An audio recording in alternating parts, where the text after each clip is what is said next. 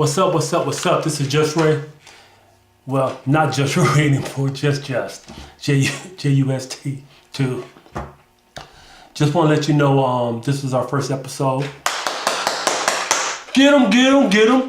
But anyway, this doing a music review today on Pharrell Williams, Jagged Edge, J.E. Heartbreak 2, and Greatest Hits of Doobie Brothers. Let's get it on. Boom, boom, boom, boom. So anyway, Pharrell Williams is tight. Well, Jagged Edge. I'm gonna talk about Jagged Edge first. Jagged Edge album is on point. I'm gonna be honest with you. I do like their first album of J.E. Heartbreak, because this is J.E. Heartbreak 2. J.E. Heartbreak, the first one was I would consider a classic. They made that one joint, Let's Get Married, and then they did a remix with that Run DMC beat. They had Promises and whatnot. That's a classic album. This album does okay. Let me see. They got Future. I really do like Future, Familiar, and Hope. Hope is the joint. It moves you. All the tracks. I'm gonna keep it real with you. I'm not liking all the tracks. The tracks I'm the first 2, 3, and 4. Familiar, Future, Hope. I'm bumping to. Getting Over You. I like that one. Poster and No Half Stepping. The other ones, it's all right. Out of 1 to 10, I give this, because I'm a fan of Jagged Edge. And I like their voices. I like how they bring their music. I give it a 7.5. It's not banging like their first ones. Their first original. I say Jagged Edge, when their first album, their first top 3 albums is on point. It's without a doubt what I consider classic music. You can bump to. I remember they went off and kind of left So Def and started their own brand and hooked up with Slip and Slide Records, and it was all right. It was. They had a couple bangers, but it wasn't like the collabs they did with So Def, Jermaine Dupri, and Manuel. I forgot the brother name. He's a real good producer, man. Emmanuel. I'll get it for you. I'll probably post it up on here, but yeah, they came back to So Def, and they did all right. This ain't like their original. It's all right. Now Pharrell Williams, let's get on Pharrell Williams. Pharrell, he brung it, and he's such a producer. When he produces album, when I say he put his foot into it production wise, he put his foot in it production wise. Marilyn Monroe, his first joint off the album, killing it. Excuse me. Getting kind of chilly nowadays. Excuse me. Marilyn Monroe is bumping. And I'm a connoisseur of music. I grew up listening to Motown, hard rock, classic rock, country soul, all that. And when I say I'm a connoisseur of music, I don't listen just for the beat. I listen for the package, the strings, the harmonies. And when I say Pharrell put it into his album, he put it into his album. And he's not no hell of a singer, but how he packaged this album, he did a damn good job at it. And Pharrell, I would have to say, just on production wise, and I'm not going to say he's some super singer like Johnny Gill or one of those top singers, like Mariah Carey or whatever. But how he's packaged his album, like I said, Marilyn Monroe is pumping, Happy's pumping. He got this one song called Gust that is on point. He did with what's that? Them guys with the helmets. Can't Save My Life. I'm gonna think of it later.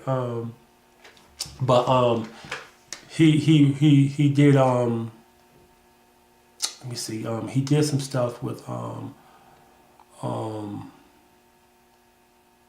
Niles Rodgers. Yes, he did some stuff with Niles Rodgers, and that was really on point.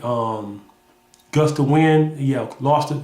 Know Who You Are. It's girl, it girl, and brand new, bumping. Strings, guitars, drums. You can hear it.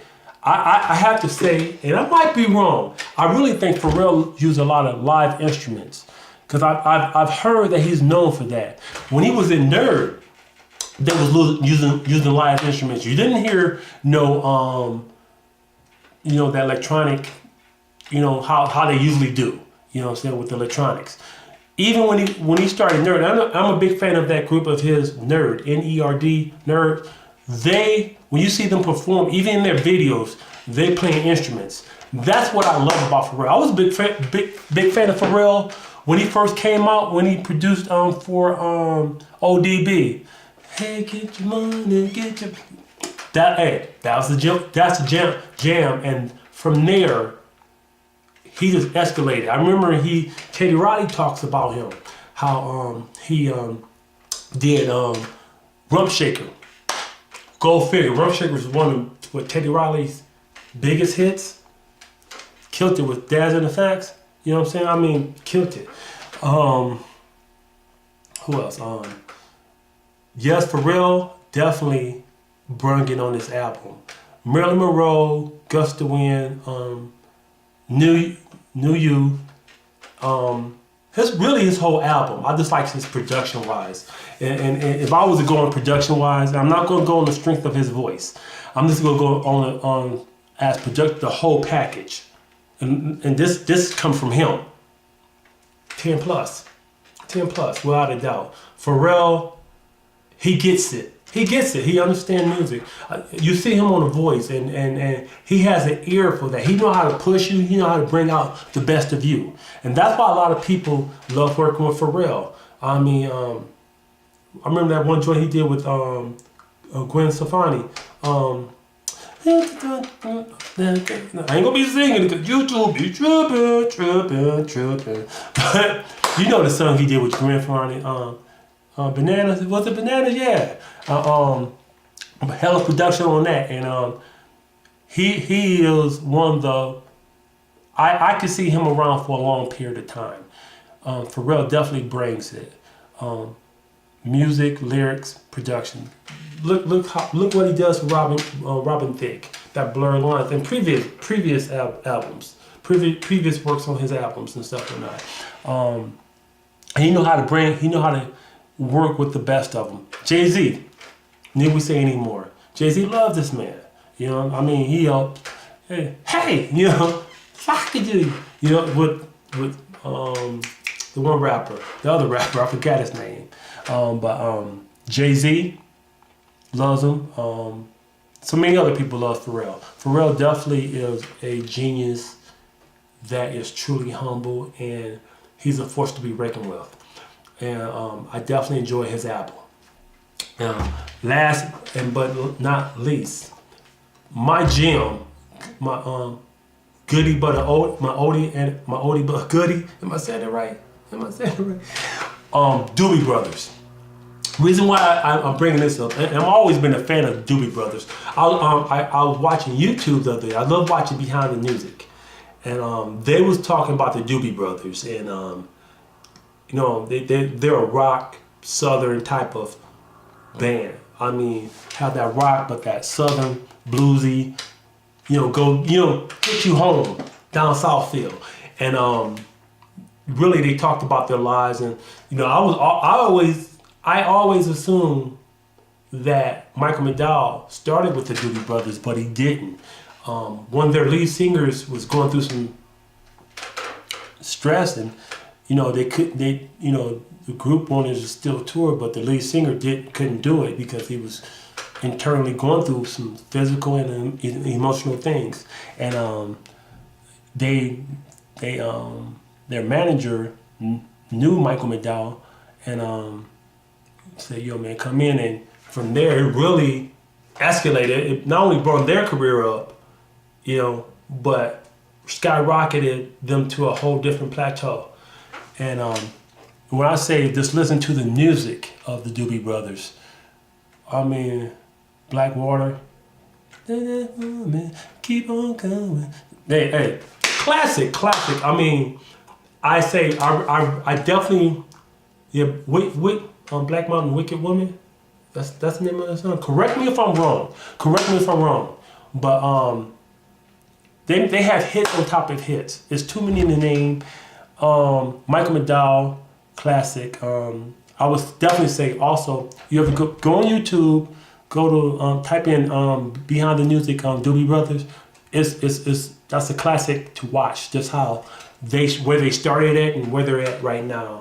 And they were, if not even to this day, they're classic. They started off live music, still live music, and I have to say I really enjoy them.